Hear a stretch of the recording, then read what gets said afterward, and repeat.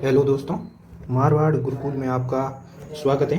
आज हम राजस्थान कला एवं संस्कृति का टॉपिक दुर्ग एंड किले उसका सेकंड पार्ट लेकर आ रहे हैं और उनमें जो मोस्ट इम्पोर्टेंट क्वेश्चन है और जो लगातार राजस्थान के प्रीवियस एग्जामों में पूछा जा रहा है वो क्वेश्चन हम लेकर आ रहे हैं और लगातार वो क्वेश्चन वापस रिपीट भी हो रहे हैं। तो इसी कड़ी में मैं पहला क्वेश्चन लेकर आया हूँ। सिवाना दुर्ग किस जिले में स्थित है? सिवाना दुर्ग बालोतरा जिले में स्थित है। यदि अपन सिवाना दुर्ग की और कुछ बात करें तो सिवाना दुर्ग को जालोर दुर्ग की कुंजी कहते हैं। कुछ मोस्ट लिख देते हैं। सिवाना दुर्ग को जालोर दुर्ग की कुंजी कहते हैं। यदि इसके निर्माण की अपन बात करें तो उनका नाम था वीर नारायण पंवार। परमार शासक थे, ये पंवार लोग थे, वीर नारायण पंवार। और इनको मारवाड़ के राजाओं की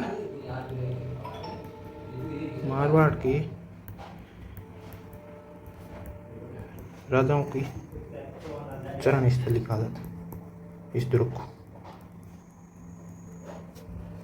और इस दुर्ग की यदि अपन और बात करें तो मैंने एक पीछे वाले क्लास में बताया था कि इसमें 2 शाखे हुए थे, तो ज़्यादा इसके बारे में मैं बताऊंगा। शाखा फर्स्ट हुआ था 1808 में अलाउद्दीन खिलजी और सोम और सातल के मध्य, और 1308 में। और सेकंड शाखा हुआ था 1582 में। मोटा राजा उदय सिंह जोधपुर के शासक थे और सिवाना के शासक थे कला राय मलोट, इनके दोनों का थे। तो इन पूछ सकते हैं इनमें कितने शाखे हुए, तो 2 शाखे हो चुके हैं। और ये जो फर्स्ट शाखा हुआ था इसके बाद इसका नाम अलाउद्दीन खिलजी ने इसको जीत कर इसका नाम खैराबाद रख दिया था। चित्तौड़ का रखा था खिजराबाद, जालोर का जलालाबाद और इसका खैराबाद रख दिया था। और यदि बात करें इसके समय तो एक सेनापति था बावले, उनके धोखे देने की वजह से सोम और सातल देव हार गए थे। और इसके अलावा यदि इसमें दर्शनीय अपन स्थलों की बात करें तो इसमें एक तो है कला राय मलोट का थान, कला राय मलोट का थान, और एक पानीराव तालाब है।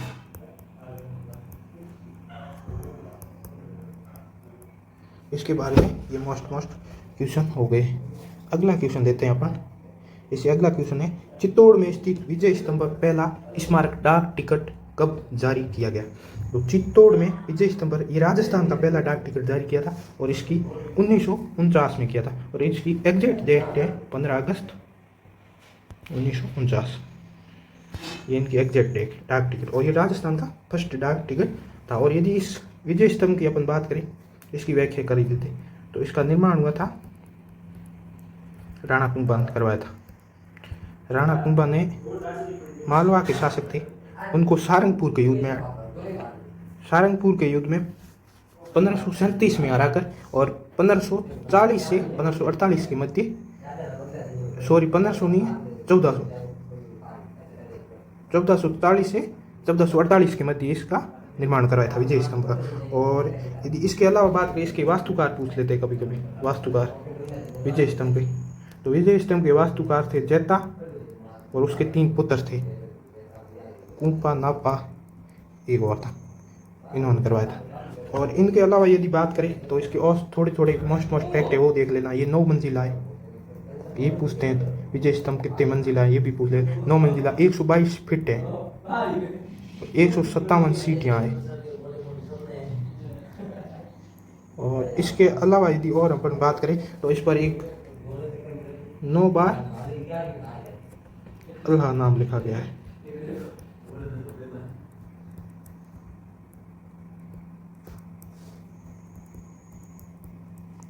और एक इनका पुनः निर्माण करवाया था क्योंकि ये अस्त व्यस्त हो गया था। इसका पुनः निर्माण कराया था महाराणा स्वरूप सिंह ने।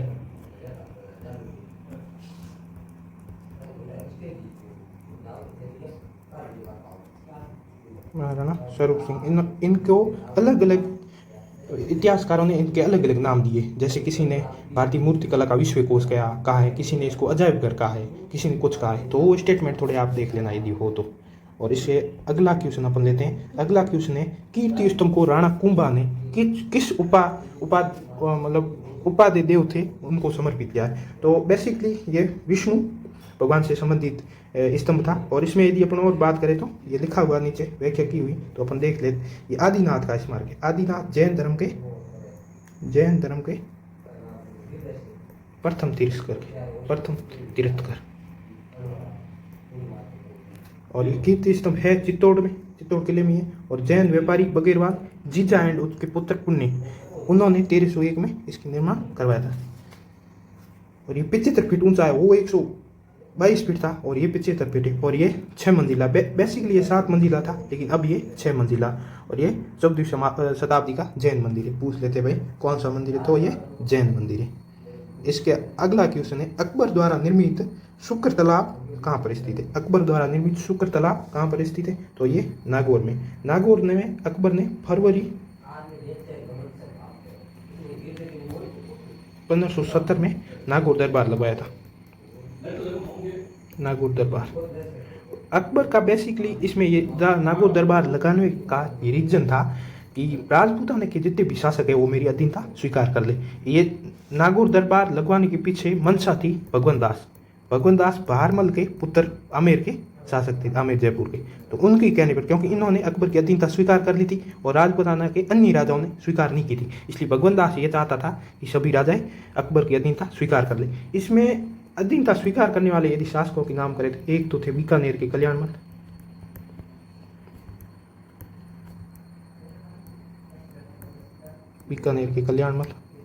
और एक थे जैसलमेर के पार्टी शासक थे राय, और एक बूंदी के शासक थे, बूंदी के शासक आड़ा सुल्तान। अब इसमें भी क्वेश्चन पूछ लेते कभी कभी कि कौन से शासक को बलपूर्वक मतलब अकबर की अधीनता स्वीकार की थी, तो वो थे बूंदी के आड़ा शासक सुल्तान, और इन्होंने मतलब कोई बल नहीं ऐसे समझौते के तहत अधीनता स्वीकार कर ली थी बीकानेर के कल्याणमल और जैसलमेर के राय पार्टी ने। और इसके ये भैंसरोडगढ़ है, इसकी व्याख्या इसके नीचे टेक्निकल टीम ने दे दी। तो भैंसरोडगढ़ की यदि बात करें तो राजस्थान का वेलोर भैंसरोडगढ़ दुर्ग को कहा जाता है। और ये किसने कहा था, तो इसे कर्नल जेम्स टोड ने कहा था। ये चंबल एवं बामनी नदियों के संगम पर स्थित एक जल दुर्ग है। इसकी पूछ लेते हैं भैंसरोडगढ़ दुर्ग कौन सी श्रेणी का दुर्ग है, तो ये जल दुर्ग है। और नदियाँ पूछ ले तो चंबल और बामनी। इसका निर्माण भैंसासा और रोड़ा नामक ये व्यापारी थे, इन्होंने करवाया। इस स्टेटमेंट के पीछे कर्नल जेम्स टोड ने कहा भी इसका निर्माण भैंसासा और रोड़ा नामक व्यापारियों ने किया है। और कर्नल जेम्स टोड ने ये अपना स्टेटमेंट दिया है कि यदि उन्हें राजपूताने की एक जागीर पेशकश की जाए तो वो भैंसरोड कर लेंगे। मतलब जेम्स टोड ने इसके पीछे ये कहना चाहते थे यदि भी शासक कोई मुझे एक जागीर दे तो मैं उस भैंसरोडगढ़ जागीर को लेना पसंद करूंगा। इससे अगला क्वेश्चन है, निम्न में से किसका नाम कोसवर्धनगढ़ था? अब देखो कोसवर्धनगढ़ शेरगढ़ का नाम था। अब आपको कंफ्यूज होगा, इसके पीछे रीजन ये है कि शेरगढ़ नाम के 2 किले राजस्थान, मुख्य 2 और बहुत हैं लेकिन मेन 2 किले, एक तो है शेरगढ़ धौलपुर का और एक है शेरगढ़ बारा का। मैं नीचे थोड़ी व्याख्या दी हुई तो मैं पूरा कंफ्यूजन आपको दूर कर देता हूँ इसके, क्योंकि बहुत ज़्यादा कंफ्यूजन वाला क्वेश्चन है। तो यदि धौलपुर वाले की बात करें तो यहाँ पर एक तोप है, पूछते हैं तोप का नाम हुनहुकार। आपको पूछ लेते हैं कभी कभी हुनहुकार तोप कहाँ पर स्थित है, तो शेरगढ़ धौलपुर वाले। ये यहाँ पर निहाल टावर है। टावर बेसिकली आपने देखा, टावर का मतलब घंटाघर। और राजस्थान का यदि अपन बात करें तो राजस्थान का सबसे बड़ा घंटाघर यही है, सबसे बड़ा घंटाघर। और यदि इसके अलावा बात करें तो इस किले के शेरगढ़ धौलपुर वाले के एक 2 उपनाम है, वो है धौल दुहारगढ़, और एक इसको और कहते हैं, यहाँ पर लिख देते हैं, दक्षिण का द्वारगढ़। और ये शेरगढ़ बारावाड़ा है, इसी का नाम है कोसवर्धनगढ़। और ये शेरगढ़ है, इस शेरगढ़ के नीचे व्याख्या की हुई, तो अपन ये देख लेते हैं, बार बार टाइम क्यों खोटी। कोसवर्धनगढ़ दुर्ग शेरगढ़ बारा कोसवर्धन पहाड़ी पर है। इस दुर्ग का नाम कोसवर्धन इसलिए कि ये कोसवर्धन पहाड़ी पर होने के कारण नामकरण कोसवर्धनगढ़ रखा गया। और 1442 के में अभियान एक शेरशाह सूरी ने, पता है आपको, दिल्ली सल्तनत का शासक 1440 के बाद शेरशाह सूरी हो गया था क्योंकि उसने हुमायूं को हरा दिया था। तो शेरशाह सूरी ने 1442 में एक आक्रमण किया था, अभियान लेके आए थे ये शेरगढ़ 12 वाले किले पर, और इसका नाम उस समय से ये शेरगढ़ कर दिया था। और यदि इसकी नदी पूछे तो परवन नदी है, क्योंकि पहले इसका नाम कोसवर्धनगढ़ था, शेरशाह सूरी के आक्रमण के बाद इनका नाम शेरशाह सूरी ने शेरगढ़ रख। और ये पूछते हैं शेरगढ़ दुर्ग कौन सी नदी पर है, तो वो नदी हो जाएगी परवन नदी। और इसके अगला क्वेश्चन है, बसंती नामक किले का निर्माण करवाया था, मतलब कौन से शासक ने करवाया था, तो बसंती नामक किले का निर्माण राणा कुंभा ने करवाया था। बेसिकली एक मेवाड़ के बहुत प्रसिद्ध इतिहासकार रहे कवि राजा श्यामल दास। इनका एक स्टेटमेंट है, वक्तव्य है कि मेवाड़ में टोटल 84 किले हैं। मेवाड़ में 84 किले में से 32 किलों का निर्माण है जो अकेले राणा कुंभा ने करवाया।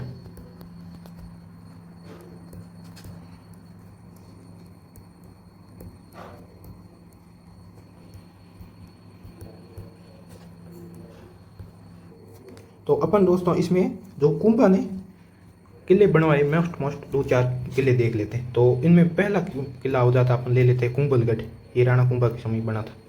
एक था अचलगढ़ बेसिकली परमार शासकों ने बनवाया था, लेकिन इसका पुनर्निर्माण कुंभा ने करवाया था, इसलिए इसको कुंभा द्वारा निर्मित मानते हैं। एक हो गया ये बसंतीगढ़, एक हो गया भूमटगढ़, और एक बदनौर। आपको पता है कुंभा ने 1456 में बदनौर का युद्ध जीता था, बदनौरगढ़। ये किले हो गए कुछ मोस्ट किले, इसके अलावा भी इसने बहुत बनवाए। तो इसके बाद अपन कुंभलगढ़ की यदि और व्याख्या करनी चाहे तो नीचे कर देते हैं, और नीचे ही हो जाएगी, तो ज़्यादा इसमें महत्वपूर्ण है क्यों, तो ये देख लेते हैं। राजवल्लभ मंडन का संबंध है, राजवल्लभ मंडन का ग्रंथ है। और मंडन कौन थे, जो कुंभलगढ़ दुर्ग था उसके निर्माता था, ये मैं आगे आपको व्याख्या में और बता दूंगा। तो ये पूछते हैं ये राजवल्लभ ग्रंथ है मंडन का, इसका संबंध कैसे, तो इसका संबंध है निवास संबंधी इमारतों के निर्माण से। इसमें मतलब अपन जो महल किले बनाते उसकी इमारतों को कैसी मतलब उसकी स्ट्रक्चर देना है, कैसी इंजीनियरिंग ड्राफ्ट बनाना, इसके बारे में इस राजवल्लभ में वर्णन है। तो मंडन देखो, मंडन महाराणा कुंभा का प्रमुख शिल्पी था। इसके यदि अपन ग्रंथ की बात करें तो वो है राजवल्लभ में लिखा है सामान्य नागरिकों के गृह, राजप्रसाद, नगर रचना का विस्तृत वर्णन इमारतों का, और निवास स्थान के निर्माण से संबंधित जानकारी। इसके कुल अध्याय की बात करें तो 14 है। और राजवल्लभ के अलावा यदि अपन ग्रंथ पूछे तो वो है रूपमंडल, रूपावतार, देवमूर्ति प्रकरण, वास्तु मंडन, प्रसाद मंडन प्रमुख लिखित ग्रंथ है। ये है मंडन के। पूछते हैं कि मंडन के प्रमुख लिखित ग्रंथ कौन से, तो ये हो जाएगी मंडन के प्रमुख लिखित ग्रंथ। और इसके आगे की अपन बात करें तो क्वेश्चन है, झालीबाव बावड़ी और मामदेव का कुंड निम्न में से किस दुर्ग में स्थित है, तो झालीबाव बावड़ी और मामदेव कुंड है, ये कुंभलगढ़ दुर्ग में स्थित है। अब यदि अपन कुंभलगढ़ दुर्ग की व्याख्या करें, इसके बहुत क्वेश्चन पूछे जाते हैं। बेसिकली कुंभलगढ़ दुर्ग है एक मच्छेंद्र पहले दुर्ग का नाम था, यह मच्छेंद्र नाथ दुर्ग का नाम था। वो एक मौर्य शासक थे, मौर्य शासक संप्रति उन्होंने बनवाया था ये जो कुंभलगढ़ का पुराना। और फिर कुंभा ने इसके खंडरों पर, ये खंडर के रूप में हो गया था पुराना किला था, तो इसके खंडरों पर इस कुंभलगढ़ का निर्माण कराया था। अब पूछ लेते हैं निर्माण किसने करवाया, तो निर्माण इसी का होगा क्योंकि ये खंडर बन चुका था राणा कुंभा। और वास्तुकार पूछा जाए तो थे मैंने ऊपर आपको बताया हुआ है मंडन, वास्तुकार है जो इनके मंडन है। और इसकी यदि पहाड़ी का नाम पूछ ले कभी कभी, ये दुर्ग है, गिरी मतलब पहाड़ी, तो कौन सी पहाड़ी पर स्थित है, तो वो पहाड़ी हो जाएगी हेमकूट पहाड़ी है, उसका नाम है हेमकूट पहाड़ी पर। हेमकूट पहाड़ी को एक और नाम से गदमदान पहाड़ी भी इसी का नाम है, हेमकूट पहाड़ी का नाम है गदमदान है। और इसका यदि अपन उपनाम देखें तो उसे कहते हैं मेवाड़ की आँख।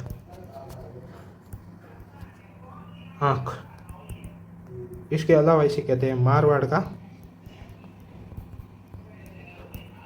का सीमा प्रहरी, मतलब जो मारवाड़ की सीमा लगती थी ना, उससे ये पहला किला इधर मेवाड़ की तरफ पड़ता था, तो सीमा प्रहरी। और एक इसको कहते हैं मेवाड़ महाराणाओं की मेवाड़ की संकटकालीन राजधानी। अब इसमें दो मैं कन्फ्यूजन आपको दूर कर देता हूँ, यदि आप क्वेश्चन पूछे मेवाड़ महाराणाओं की संकटकालीन राजधानी तो हो जाएगा कुंभलगढ़, और यदि आपको क्वेश्चन पूछे महाराणा प्रताप की संकटकालीन राजधानी तो वो होगी चावंड, क्योंकि प्रताप ने अपना मतलब जो संकटकालीन जीवन के 15 साल थे वो चावंड में बिताए थे, तो इसलिए उसको महाराणा प्रताप की संकटकालीन राजधानी चावंड पूछते। और बेसिकली मेवाड़ के राजाओं को पूछे तो आपको कुंभलगढ़ दुर्ग का नाम ये बता देना है, कुंभलगढ़ दुर्ग कहते हैं। इसके अलावा अपन इसमें थोड़ी बहुत और व्याख्या कर देंगे। कुंभलगढ़ दुर्ग का प्रमुख शिल्पी कौन था, तो ये मैंने आपको बता दूंगा। कुंभलगढ़ दुर्ग के प्रमुख शिल्पी थे मंडन, और मंडन के पुत्र भी थे गोविंद, और गोविंद मंडन का पुत्र था। इसने उद्धार ध्वनि की ग्रंथ लिखे कुछ गोविंद ने। तो इसके बारे में अपन कुंभलगढ़ की मैंने ऊपर व्याख्या की, थोड़े से अपने देख लेते हैं कथन, मतलब इसके बारे में किसने क्या कहा। तो एक नागौर के प्रसिद्ध इतिहासकार रह चुके अबुल फजल, और जो अकबर के दरबार में थे, और इसका स्टेटमेंट था कि ये दुर्ग इतनी बुलंदी मतलब ऊंचाई बुलंदी पर बना है कि नीचे से देखने पर सिर की पगड़ी गिर जाती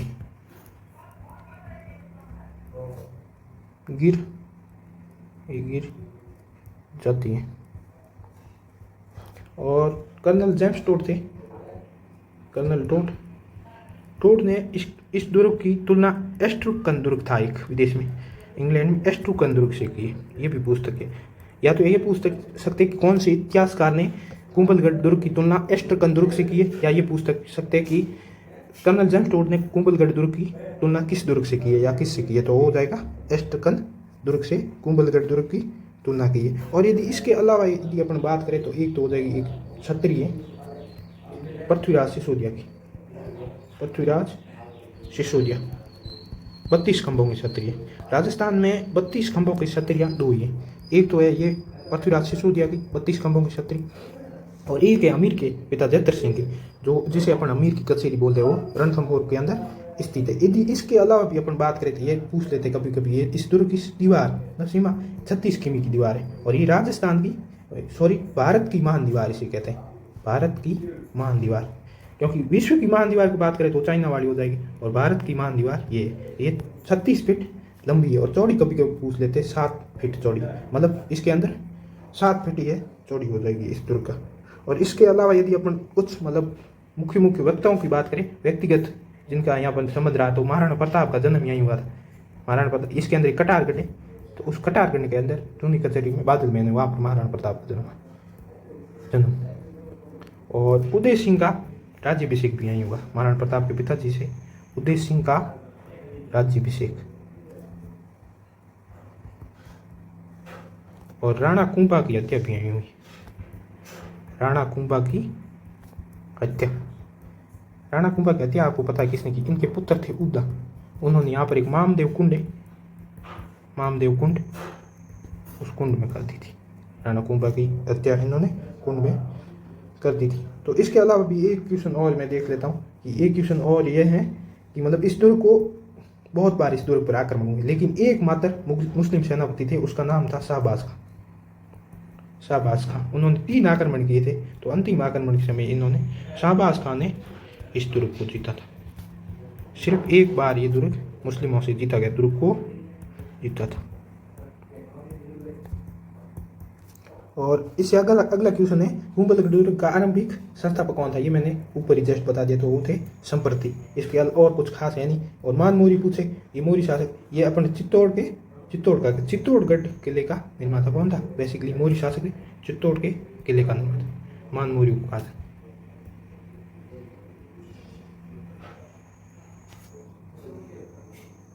और इसमें खास है नहीं।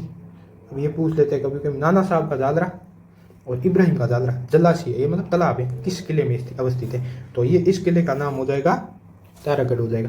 तारागढ़ पहाड़ी पूछ ले इस किले की पहाड़ी, तो ये गठ बीठड़ी पहाड़ी पर है, गठ बीठड़ी पहाड़ी पर है। इसी वजह से इस किले को गठ बीठड़ी किला भी कहते हैं। इसका नाम पहले गठ बीठड़ी किला था, और फिर पृथ्वीराज चौहान के समय पृथ्वीराज जो सिसोदिया थे उसे उड़ना राजकुमार कहते, उनकी पत्नी का नाम था तारा, और उसी के नाम पर इस दुर्ग का नाम तारागढ़ रखा गया। और एक और तारागढ़ दुर्ग है बूंदी में, और वो तारे के समान आकृति है, इसी वजह से उसका नाम तारागढ़ है। और इसके अलावा यदि तारागढ़ की अपन बात करें तो राजपूताने की कुंजी,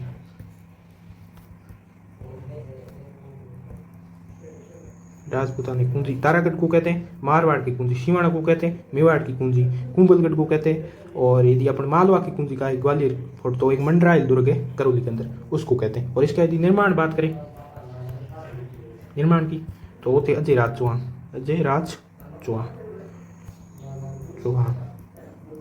1113 ईस्वी में अजय राज चौहान ने दुर्ग का इसका निर्माण किया। और कुछ स्टेटमेंट है इस दुर्ग के बारे में, कौन से इतिहासकार ने क्या इस दुर्ग को नाम दिया। तो एक थे बिशप हैबर, ये बहुत फेमस स्टेटमेंट है राजस्थान में, बिशप हैबर, इसने इनको पूर्व का जिब्राल्टर कहा, पूर्व का जिब्राल्टर।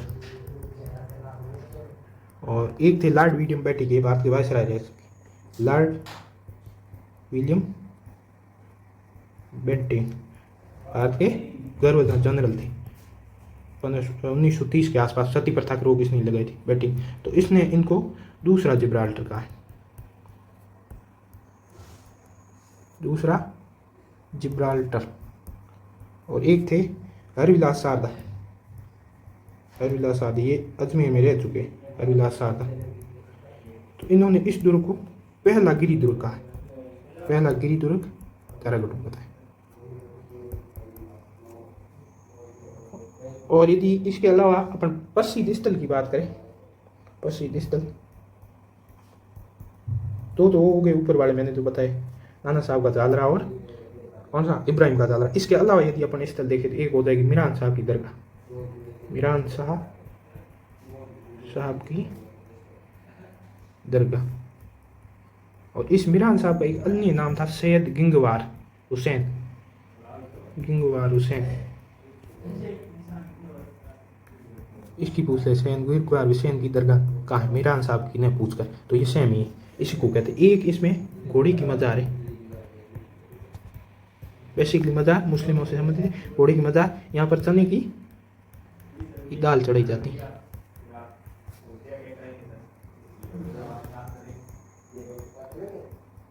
एक यहाँ पर एक शीश खाना गुफा है, शीश खाना,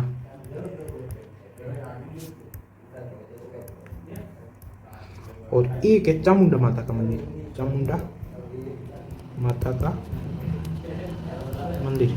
अब देखो ये आप थोड़े ध्यान से होना, ऐसे पूछा जाए राजस्थान में चामुंडा माता का मंदिर कहाँ, तो आपको उत्तर देना मेहरानगढ़। और लेकिन एक अन्य मंदिर है जो तारागढ़ दुर्ग के अंदर है। इस मंदिर का निर्माण पृथ्वीराज तृतीय ने करवाया था। पृथ्वीराज तृतीय की आराध्य देवी थी ये चामुंडा माता, और बेसिकली आराध्य देवी राठौड़ वंश की आराध्य देवी चामुंडा माता, और राठौड़ वंश की कुल देवी नागणा राय, ये आप ध्यान रख लेना।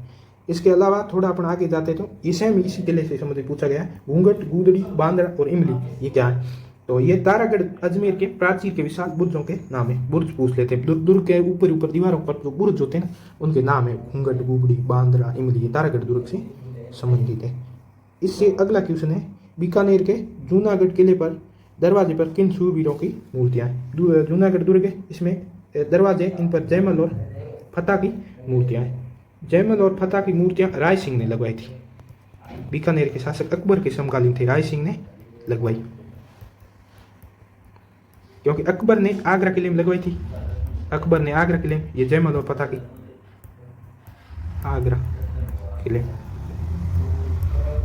तो उसी समय राय सिंह ने भी बीकानेर में लगाई थी। बेसिकली अकबर के ये विपरीत युद्ध लड़े थे। उदय सिंह जो चित्तौड़ का तृतीय शाखा हुआ था ना, महाराणा उदय सिंह के समय प्रताप को पहाड़ियों में ले गया था, उस समय ये जयमल और फतेह ये चित्तौड़ की सेना के इनके पास बगाडोर थी, तो इन्होंने इतना शूरवीरता से युद्ध किया था, इसी वजह से अकबर इनके युद्ध से बहुत ज़्यादा प्रभावित हो गया था। इसलिए अकबर ने अपने दुश्मनों के सेनापतियों की भी मूर्ति आगरा किले में लगवाई थी। और फिर इसी अकबर के आगरा किले के बाद राय सिंह ने भी अपने किले में इसकी मूर्ति का, जयमल और फतेह की मूर्ति लगवाई गई। और अगला क्वेश्चन है, अबुल फजल ने किस दुर्ग के बारे में लिखा है कि ये इतनी ऊंचाई पर स्थित है, नीचे से ऊपर देखने पर मतलब सिर की जो पगड़ी है, ये लिखा हुआ है थोड़ा, पगड़ी वो नीचे गिर जाती, तो ये मैंने आपको बता चुका हूँ, ये कुंभलगढ़ दुर्ग। यदि जालोर दुर्ग की बात करें तो एक इतिहासकार थे असम निजामी, असम निजामी ने जालोर दुर्ग के बारे में ये कहा था कि इस किले का दरवाजा अभी तक कोई आक्रमणकारी नहीं तोड़ पाया, इस किले का दरवाजा अभी तक कोई आक्रमणकारी नहीं तोड़ पाया। और इसके अलावा यदि अपन मेन कुंभलगढ़ हो गया, रणथंभौर की बात करें तो इसमें अबुल फजल थे।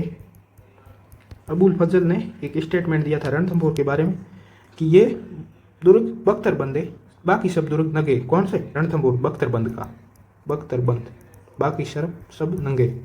ये अबुल फजल का रणथंभौर के प्रति स्टेटमेंट था।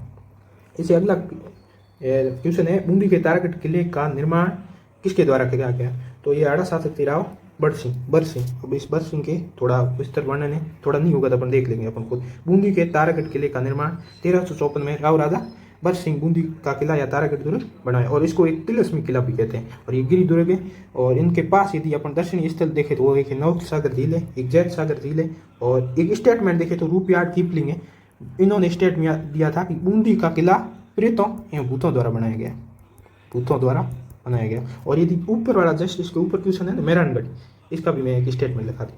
मेहरानगढ़ जोधपुर किले के इस रूपयार्ड कीपलिंग ने कहा था, रूपयार्ड कीपलिंग, इन्होंने कहा था कि यह किला देवताओं एवं फरिश्तों द्वारा बनाया गया, देवताओं एवं फरिश्तों द्वारा। और वो किला बूंदी वाला भूतों एवं प्रेतों द्वारा बनाया गया। ये दो स्टेटमेंट और याद रखना आप।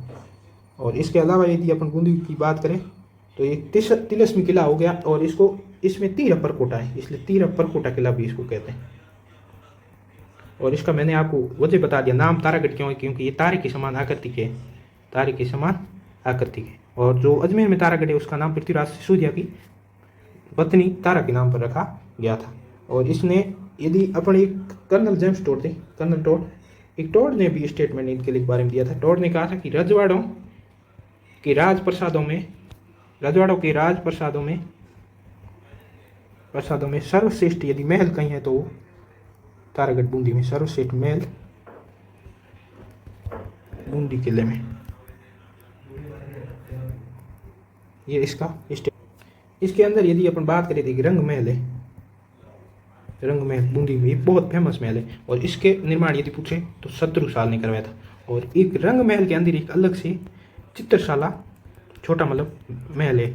और यदि चित्रशाला महल का मतलब पूछे कौन है, मतलब किसने निर्माण किया, तो वो उमेश सिंह थे। और ये भित्ति चित्रों के लिए राजस्थान पूरे में फेमस है, भित्ति चित्रों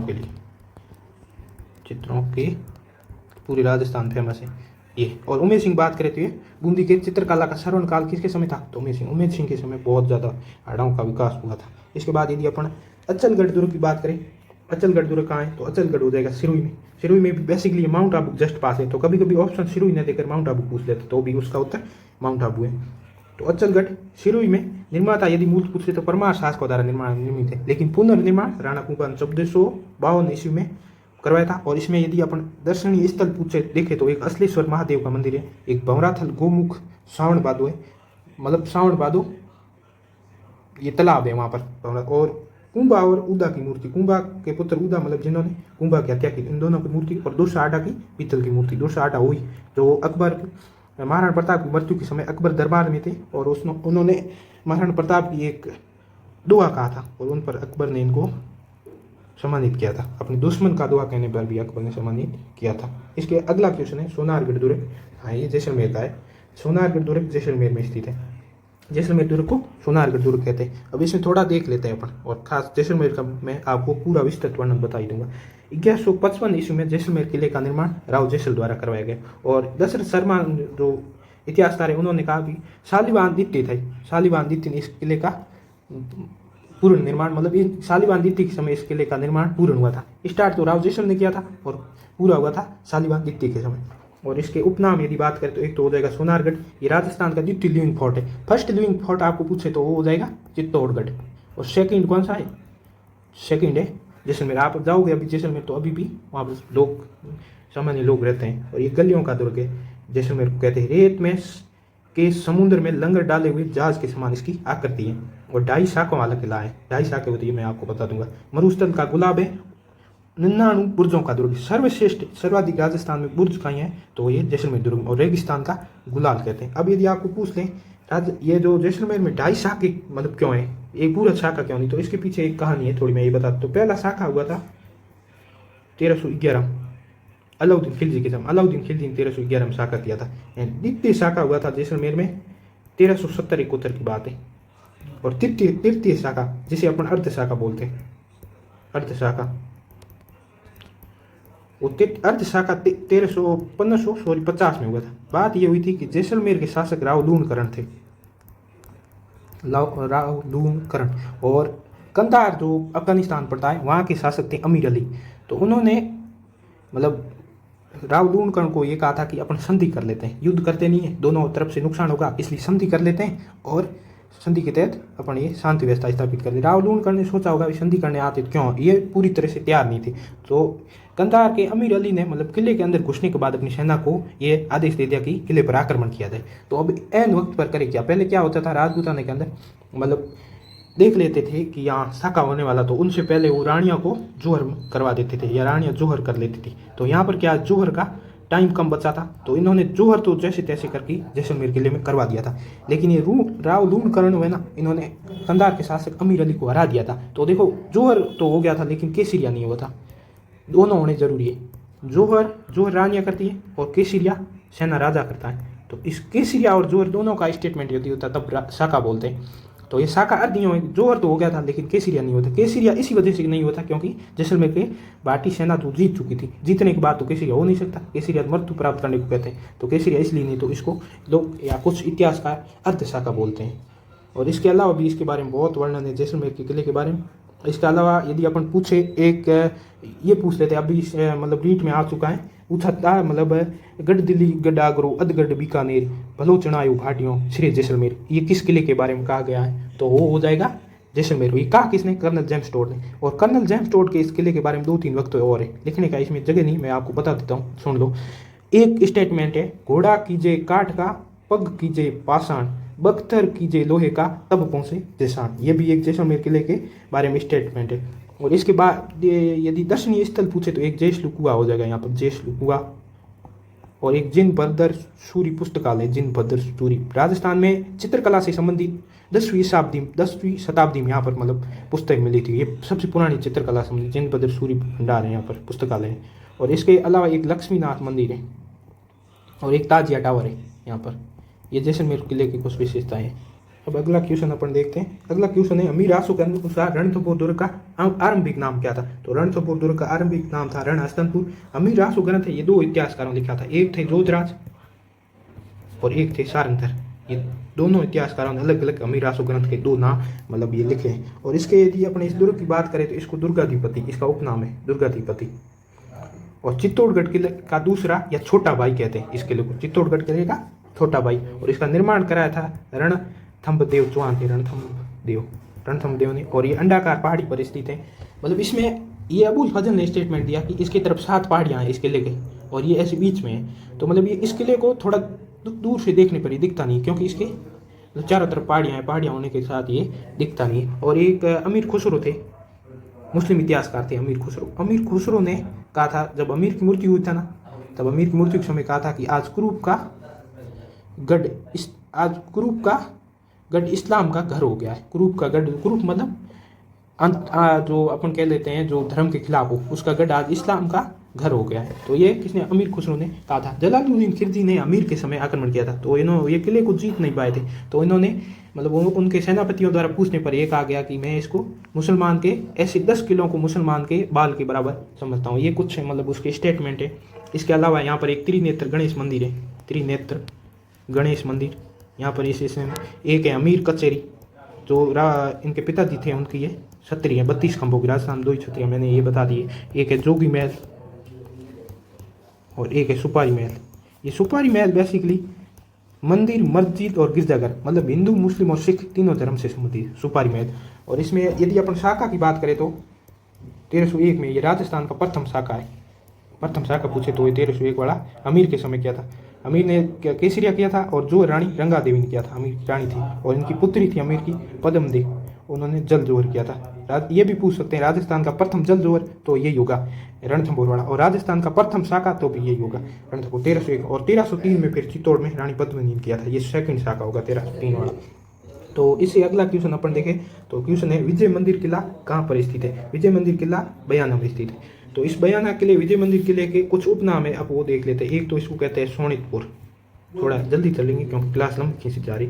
एक इनको कहते हैं बाणासुर और एक इनको कहते हैं बादशाह का किला, विजय मंदिर बादशाह का किला, क्योंकि इन पर फिर मुस्लिम शासकों का अधिकार हो गया था। बादशाह का किला, इसका निर्माण यदि पूछे तो यदुवंशी शासक थे विजयपाल, 11वीं शताब्दी में इनका निर्माण विजयपाल ने करवाया था। यहाँ पर एक भीमलाट है, भीमलाट का बेसिकली अर्थ होता है विजय स्तंभ। और राजस्थान का यदि प्रथम विजय स्तंभ आपको पूछे तो ये यही है, बयाना किले वाला, और इसका गुप्त शासक समुद्रगुप्त ने निर्माण कराया था। समुद्रगुप्त ने राजस्थान का प्रथम विजय स्तंभ, 5 विजय स्तंभ है राजस्थान में, उसमें प्रथम विजय स्तंभ ये है राजस्थान का। और इसके अलावा यदि दाऊद खां अपन बात करें तो एक दाऊद खां की मीनार है, यहाँ पर मीनार है। राजस्थान में यदि आपको कहीं पूछे अकबर की छतरी कहाँ है, अकबर छतरी, तो वो भी अकबर। और उषा मस्जिद है, पहले इसका नाम मंदिर था उषा मंदिर, फिर इन्होंने मुस्लिम शासकों ने इस मंदिर को मस्जिद में बदल दिया था।